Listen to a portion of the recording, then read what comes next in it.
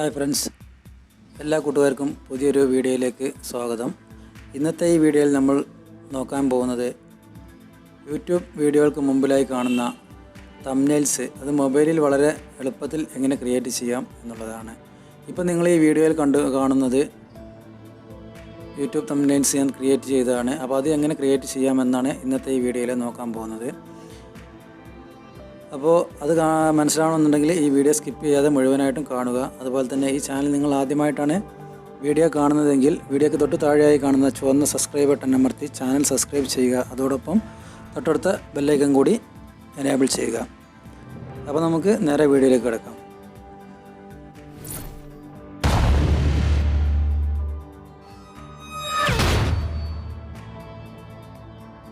Okay friends, അപ്പോൾ നമുക്ക് ആദ്യമായിട്ട്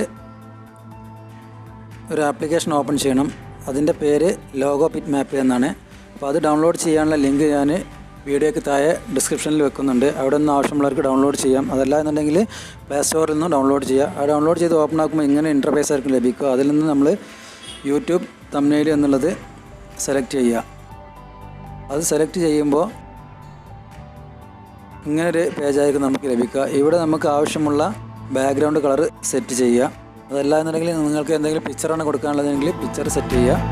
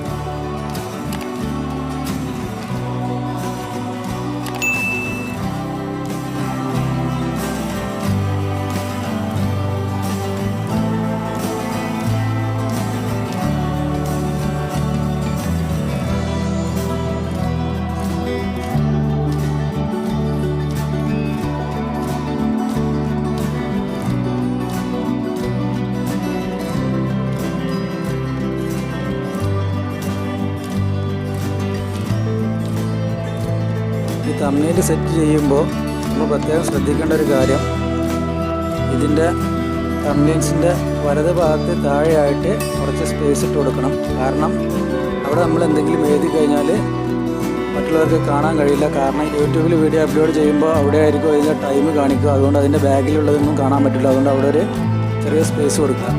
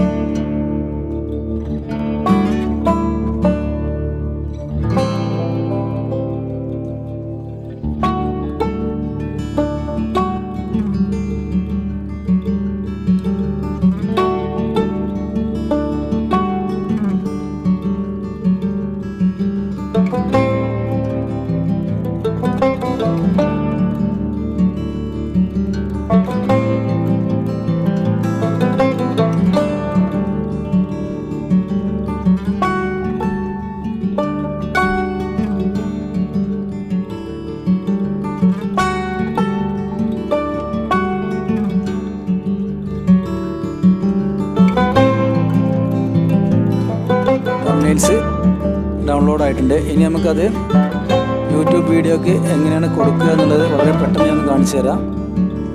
YT സ്റ്റുഡിയോ ഓപ്പൺ ആക്കിയതിന് ശേഷം നമ്മൾ ആ കൊടുക്കാൻ ഉദ്ദേശിക്കുന്ന ആ വീഡിയോ എടുത്തിട്ട് അതിൽ എഡിറ്റ് എടുക്കുക. അപ്പോൾ അതിൻ്റെ സൈഡിലായിട്ടൊരു പെൻസിലിൻ്റെ ബട്ടൺ കാണും. അതിൽ ക്ലിക്ക് ചെയ്യുമ്പോൾ കസ്റ്റം തംബ്നെയിൽ ചോദിക്കും. അപ്പോൾ അവിടെ കസ്റ്റം തംബ്നെയിലിൽ ക്ലിക്ക് ചെയ്തിട്ട് നമ്മൾ ഉണ്ടാക്കി വെച്ച ആ തംബ്നെയിൽ സെറ്റ് ചെയ്യുക, എന്നിട്ട് സേവ് ചെയ്യുക. ഇത്രയേ ഉള്ളൂ. അപ്പോൾ നമുക്ക് അടുത്തൊരു വീഡിയോയുമായിട്ട് വീണ്ടും കാണാം. Thank you.